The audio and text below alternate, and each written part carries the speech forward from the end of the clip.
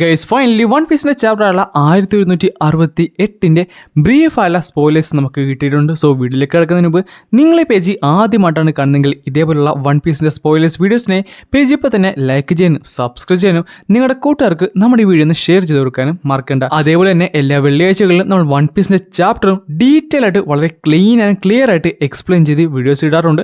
അത് മിസ്സായിരിക്കാൻ വേണ്ടി നമ്മുടെ മെയിൻ പേജ് ഒന്ന് സബ്സ്ക്രൈബ് ചെയ്ത് വെക്കാൻ മറക്കണ്ട. സോ നമുക്ക് നേരെ എന്തായാലും വീഡിയോയിലേക്ക് കടക്കാം. സോ ഈ ചാപ്റ്ററിന്റെ പേര് എൽബോ ഓഫ് സ്നോ എന്നാണ്. ആൻഡ് ഈ ചാപ്റ്ററിന്റെ ആദ്യം തന്നെ ഒരു സ്നോയി ഡേയിൽ നമ്മുടെ ഇട മരിക്കുന്നുണ്ട്. ഹാറലിനും ഹജറുദ്ദീനും അവളുടെ കൂടെ തന്നെ ഉണ്ട്. അവൾ അടുത്തിരുന്ന് കരയുവാണ്. എന്നാൽ നമ്മുടെ ലോക്കയായിട്ട് മറ്റൊരു സ്ഥലത്ത് തടവിലാണ്. പുള്ളിക്കാരൻ അവിടെ ഒറ്റയ്ക്കിരുന്ന് സൈലൻസിൽ സഫേഡ് ചെയ്തുകൊണ്ടിരിക്കുവാണ്.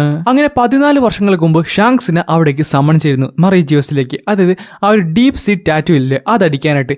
എന്നാൽ പുള്ളിക്കാരൻ അവിടെ അപ്പിയർ ആയില്ല. അതുകൊണ്ട് തന്നെ അവർ ഹാറലിനെ അവിടേക്ക് പ്രൊമോട്ട് ചെയ്യാനായിട്ട് തീരുമാനിച്ചു. ഹാളിനെ അങ്ങനെ ഡീപ് സീ പാച്ച് കിട്ടുകയും അവനൊരു ഗോഡ് നൈറ്റ് അല്ലെങ്കിൽ ഗോഡ്സ് നൈറ്റ് ആകുകയും ചെയ്തു. അതുകൊണ്ട് തന്നെ ഹാർൽ വീണ്ടും സ്ട്രോങ്ങറായി മാറി. അതേപോലെ തന്നെ പുള്ളിക്കാരൻ ഇമ്മോർട്ടലായി മാറുകയും ചെയ്തു.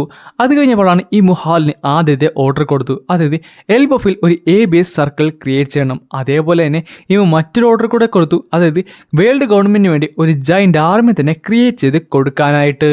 പിന്നെ കാണിക്കുന്നത് നമ്മുടെ ചാപ്റ്ററിന്റെ അവസാനമാണ്. ആൻഡ് അവസാനം കാണിക്കുന്നത് ലോക്കിയും ജാറിലെ നേരത്തെ കാര്യമാണ്. അതായത് അവരുടെ ക്യാസിലേക്ക് നടന്നു വരുന്ന ആ ഒരു കാഴ്ചയില്ലേ അതും കാണിച്ചുകൊണ്ടാണ് ഈ ഒരു ചാപ്റ്റർ ഇവിടെ അവസാനിക്കുന്നത്.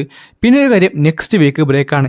അത് മാത്രമല്ല ഇതൊരു ഔട്ട്ലൈൻ മാത്രമാണ്. ഡീറ്റെയിൽ ആയിട്ട് എന്തൊക്കെ വരുന്നുണ്ടെന്ന് ചാപ്റ്ററിൽ വന്നാൽ മാത്രമേ നമുക്ക് പറയാൻ സാധിക്കത്തുള്ളൂ. സോ ഇത് വെച്ചുകൊണ്ട് ഒരിക്കലും നിങ്ങൾ ചാപ്റ്ററിനെ ജഡ്ജ് ചെയ്യാൻ പാടില്ല. വരുന്ന വെള്ളിയാഴ്ച ചാപ്റ്റർ ഇറങ്ങിയിട്ട് അത് വായിച്ചതിന് അല്ലെങ്കിൽ അത് കണ്ടതിന് ശേഷം മാത്രമേ നിങ്ങൾ ഈ ചാപ്റ്ററിനെ ജഡ്ജ് ചെയ്യാനായിട്ട് പാടുള്ളൂ. സോ നമുക്ക് എന്തായാലും അടുത്തൊരു സ്പോയിലർ വീഡിയോ ആയിട്ട് പിന്നെ കാണാം.